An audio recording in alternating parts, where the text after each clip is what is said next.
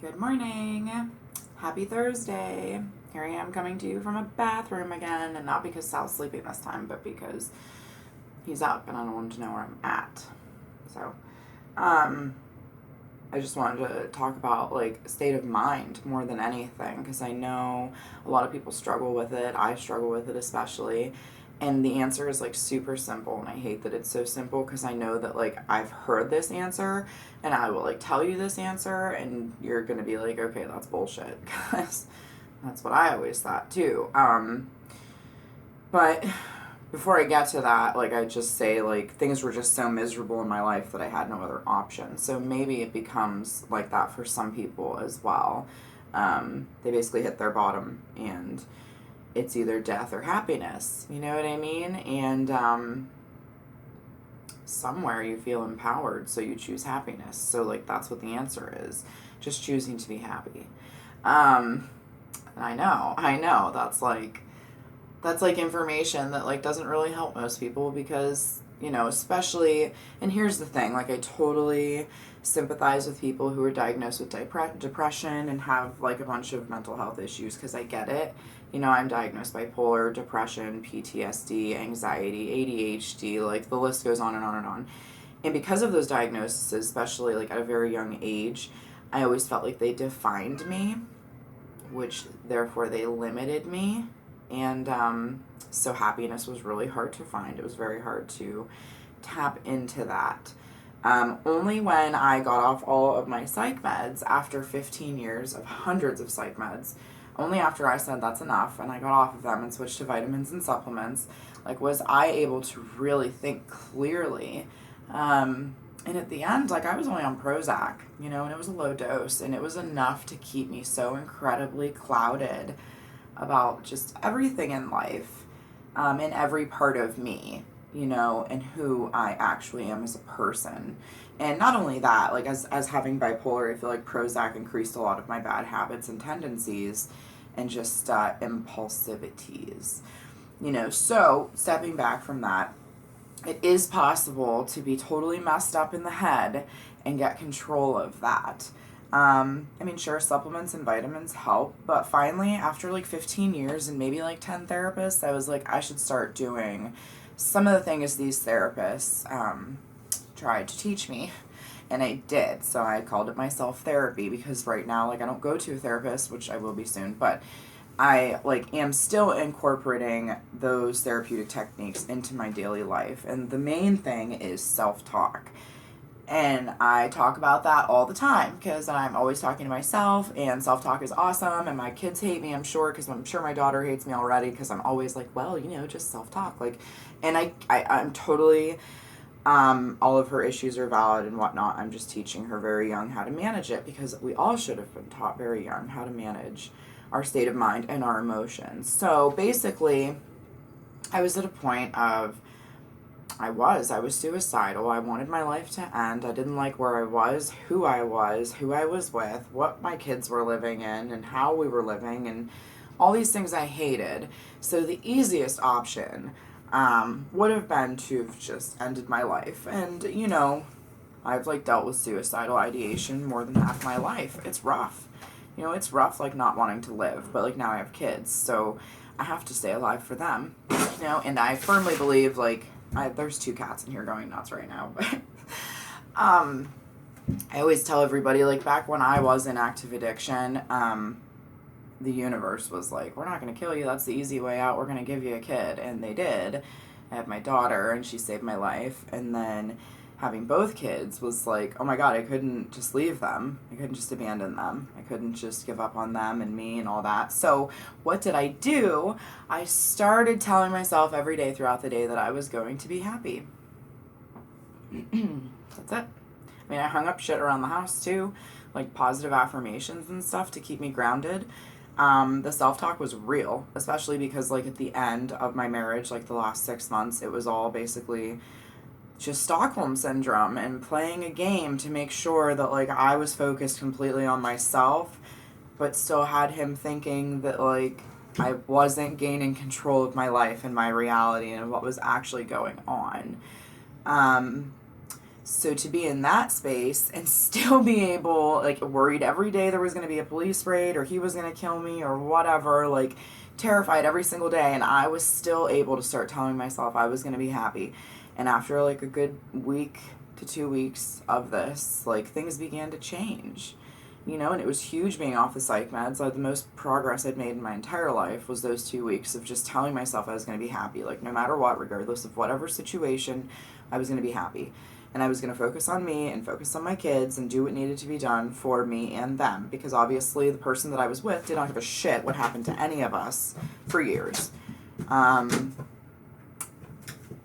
it is what it is, because we all have growth and growing to do. And sometimes we grow faster than the people around us. Sometimes the people around us never grow, ever. And you can't save them and you can't help them. And that's another thing too. Like, I met a girl the other day and she like is trying to save everybody. And like, I was that girl too. So I get that. But like, you can't care more about people's problems than they do. Like, if you're investing yourself and your time and your energy and emotions into their issues and they're still living like recklessly and not really doing anything to change it, you need to cut that off, because that'll just drain you. And that is also not going to help you to live in that mindset of, I'm just going to be happy no matter what. Because at the end of the day, the best quote that I ever learned in AA, probably one of them, because I use a lot of them all the time,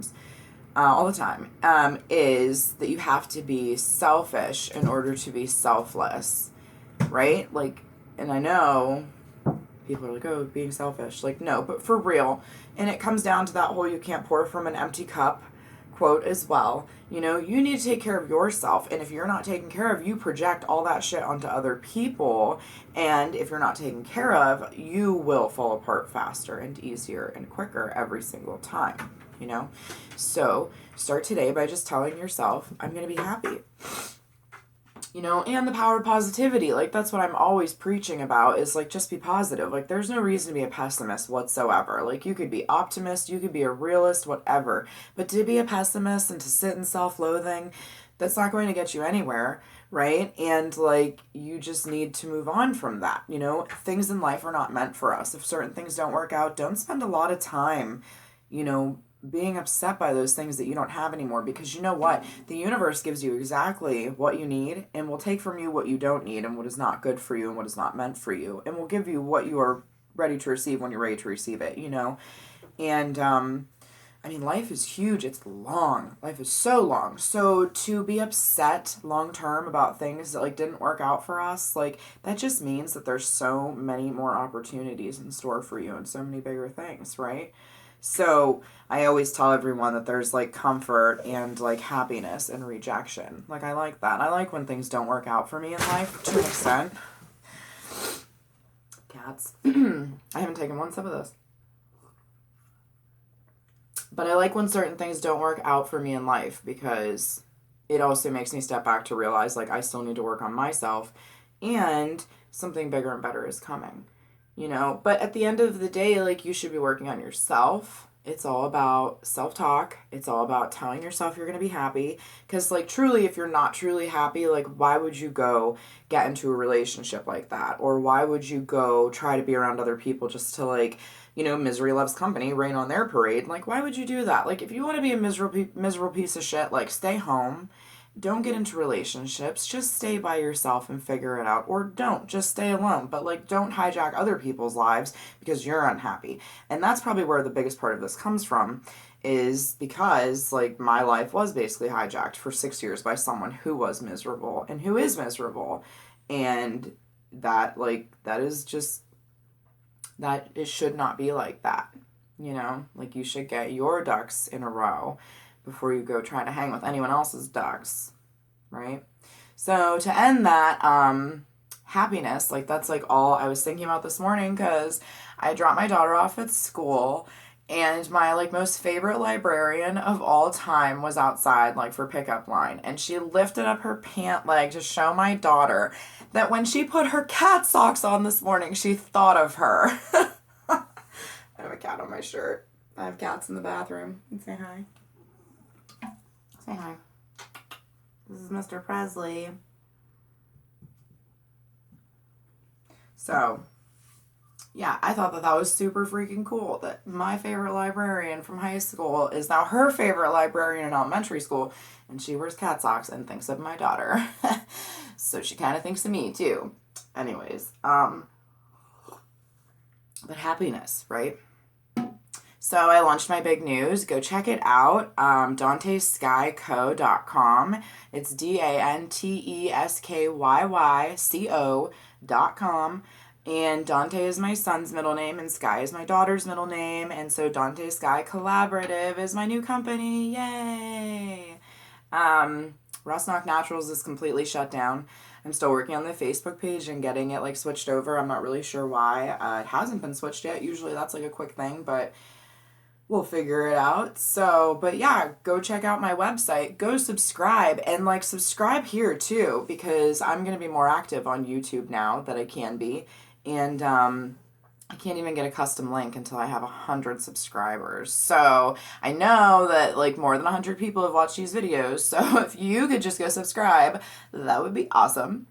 Okay, so tell yourself you're going to be happy today, right? Tell yourself you're going to be happy today, and then later on today when you need to remind yourself, or like every 5 minutes if you have to tell yourself, because like the first day, yeah, it's a lot. You're going to have to remind yourself a lot. But like they say, like when you start doing something often for like, what is it, like 2 weeks, 4 weeks, I don't know, it becomes a habit. That's how you reset your brain. You know, you got to rewire it. You have to rewire it with all those like positive, happy thoughts. And it's possible. And the only person that can do it is you. You're the only one that has the power, unfortunately. Back when I was told that I was the only one that was in control of my power, I didn't want to hear that at all because, like, I want to be able to take a pill that fixes all my problems. You know, I want to just have the easy life and not have to do all the work. But, like, that's what we all want, right?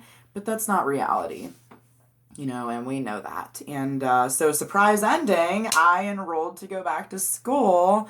I am finally going to finish my social work degree. Yay, I'm so excited for that too. So, while you're being happy, make sure you stay busy to the point of like drowning in your responsibilities because that's being an adult, right? No, but, you know, also I know I'm going to have to take time to really focus on me and myself and my life if I'm going to actually finish this degree successfully this time because fourth time is a charm, you know. But things are really different this time, so I'm hopeful. But yeah, so subscribe. And I'm going to come back with more stuff very soon. So have a good day. See ya.